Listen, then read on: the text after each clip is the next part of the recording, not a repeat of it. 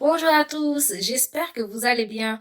On se retrouve aujourd'hui pour une nouvelle vidéo sur vos personnalités préférées. Si vous souhaitez soutenir la chaîne pour ne rien rater et être au courant des scoops, clashs et révélations à venir, n'oubliez pas de liker et de vous abonner. N'hésitez surtout pas à commenter votre avis ou ressenti en commentaire. Bon visionnage, mais surtout, restez au courant.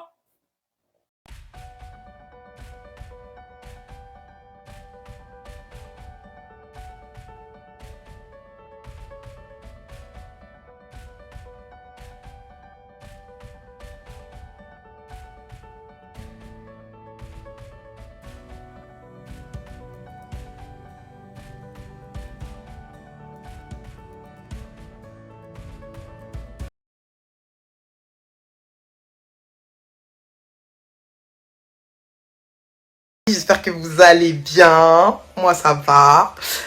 J'étais pas trop active aujourd'hui parce que j'étais en mode off. J'avais pas trop mon repos. Mais bien évidemment qu'avec toutes les notifications que vous m'avez envoyées entre la story time de mon date d'hier, mais surtout la story de ma twins, let's go pour tout vous expliquer. La famille, on va directement aller au vif du sujet. La story time de Jazz concernant l'extrait sur Samzira. Alors, moi, comme vous savez, je m'entends très bien avec les chroniqueurs de Aja. Malgré que des fois, ils pointent des choses du doigt où je suis pas forcément d'accord, des fois, où ils donnent leur opinion et je suis pas forcément d'accord. Je pars du principe que c'est leur métier, donc voilà, il n'y a pas de souci. Maintenant, là, en l'occurrence, où je trouve ça dommage, c'est que hier, toute la journée, on était en boucle. Jazimo, on parlait de ça, on a parlé grave et tout. Et clairement, oui, Dylan, c'est une enflure. Il a voulu lui mettre une douille de 100 000 ou 150 000 euros. Et là, on parle carrément de trafic d'enfants, donc c'est pas un jeu. Là où c'est dommage, c'est que ce soit Sam ou Jinda ou n'importe qui, ils auraient pu juste me demander, je leur aurais carrément transféré soit un vocal de jazz, soit je leur aurais dit que elle-même, en fait, elle était choquée. Genre, parce que, enfin, une personne qui veut t'escroquer. Je vous ai dit au vif du sujet, pas du tout français, dans le vif du sujet. Donc, tout ça pour dire qu'en fait, en vrai, clairement, oui, c'est une enflure, genre. Une enflure, mais une enflure, genre. Bref, là n'est pas le problème. Moi, en l'occurrence, j'ai pas besoin de l'autorisation de un tel ou un tel. J'ai quand même 33 ans, je n'ai besoin de l'autorisation de personne pour faire A ou B. Bien évidemment que en tant que meilleure amie, déjà c'est plus que ma meilleure amie, c'est comme ma sœur, pour aller chez Samzira, ou si je dois parler à une personne qui lui a fait du mal, je parle pas d'une personne qui l'a pointé du doigt et qui a dit ah ça, parce que on a tous le droit de penser différemment, mais quand ça lui fait du mal, c'est comme si ça me faisait du mal aussi. Donc oui, bien évidemment que je lui demande si ça ne la dérange pas avant d'y aller, parce que c'est aussi ça, les principes de l'amitié. Voilà. Je tenais bien à mettre les points sur les i et les barres sur les t concernant ce sujet.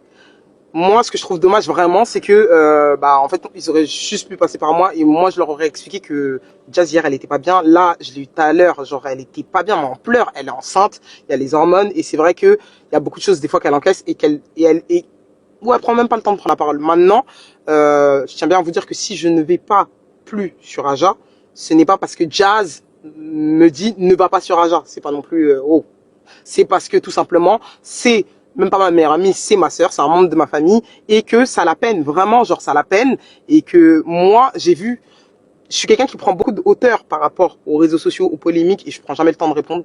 Franchement, c'est très rare que quand il y a une sauce avec mon nom, je prenne le temps de répondre.